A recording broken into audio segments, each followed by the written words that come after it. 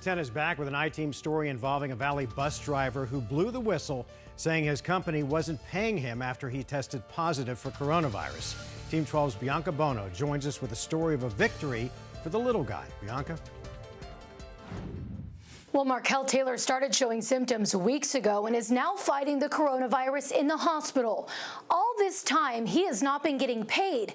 That is, until now. Excuse the oxygen thing, the oxygen alarm. It's because I'm talking and I should probably just be rested, but I feel I got to get this out. Valley bus driver Markel Taylor not letting anything get in the way of him speaking out about what he calls an injustice. If I get sick with the coronavirus, you're looking at the reason why. From the start of the outbreak, Taylor, an essential worker, concerned about a lack of protection for him and his colleagues. Then Taylor's prediction came true, ultimately ending up in the hospital from complications due to COVID-19. The passengers, they love him.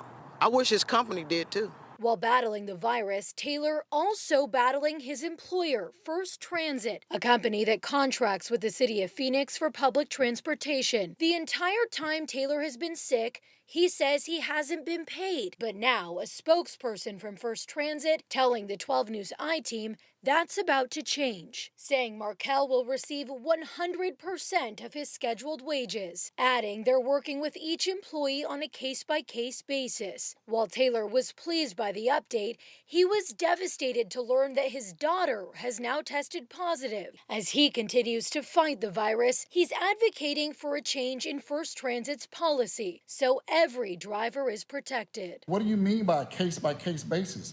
If you're going to do it for one, you should blanket and do it for all of them. Bianca Bono, 12 News.